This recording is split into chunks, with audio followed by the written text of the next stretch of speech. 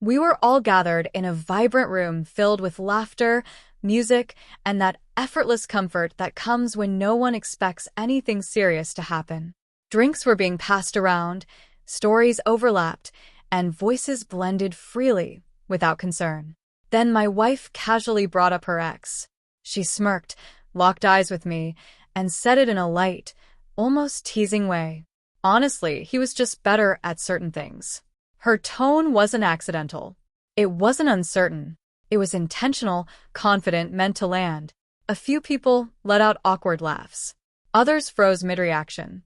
The moment hit instantly, sharp, embarrassing, but I didn't respond. No interruption. No defense.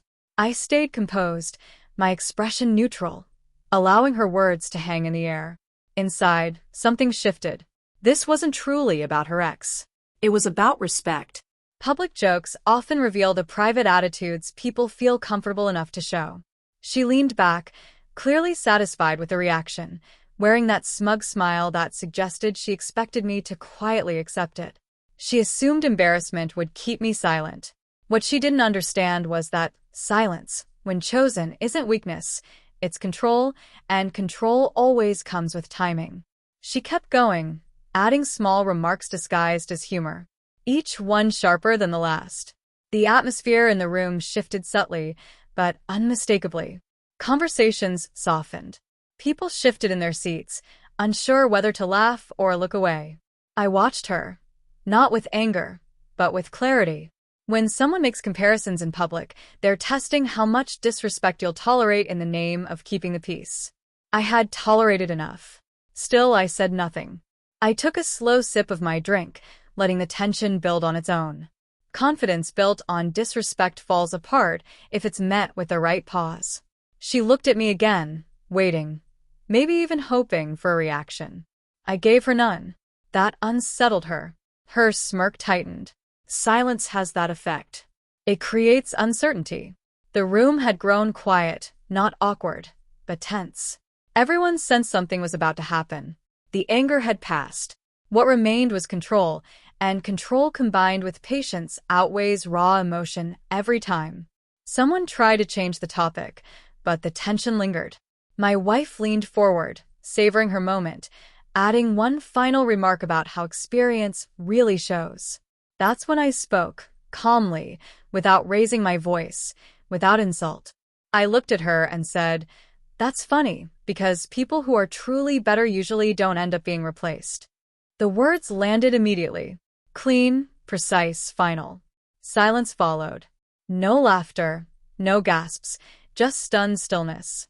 Her smirk disappeared instantly. She blinked, caught off guard, trying to process what had just happened. I didn't say anything else. No explanation. No effort. The line didn't attack, it reframed. Suddenly, the comparison she relied on lost its strength. People avoided her eyes. Some stared into their drinks. Others looked at her with quiet awareness. One calm sentence had shifted the entire dynamic in the room, and everyone felt it. She attempted to laugh, but it came out forced and strained. The confidence was gone. Someone cleared their throat. Another glanced at their phone. The conversation never fully recovered. I leaned back, calm and composed, letting the moment settle exactly where it needed to. That quiet response cut deeper than anger ever could. Without explanation, people are left to sit with the truth on their own. Minutes later, she leaned closer, whispering angrily, asking why I would say that in front of everyone. I met her gaze just as calmly. You made the comparison first. Nothing else needed to be said. The imbalance she created publicly had been corrected in the same way. Fairness isn't always gentle. The rest of the night moved along in uneasy silence. She spoke occasionally. I noticed how differently people saw her now. Not with judgment, just with awareness. Awareness carries its own kind of power. Once it's there, it stays. On the drive home, she finally snapped, accusing me of embarrassing her, of being cruel, of taking a joke too seriously. I let her speak until she had nothing left to say. Then I responded calmly, "Jokes don't humiliate people you respect." That stopped her. She turned toward the window, quiet. At home, she softened her tone, saying she hadn't meant it that way. I told her honestly, intent doesn't erase impact. Public comparisons damage trust, especially when they come with a smile. She admitted she enjoyed the attention, the brief feeling of control. That admission explained everything. The smirk, the timing, the confidence. That night, something shifted.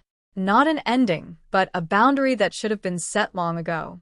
In the days that followed, her behavior changed noticeably. She chose her words more carefully, more deliberately, not because I demanded it, but because she had seen what happens when lines are crossed. I never brought it up again. I simply observed.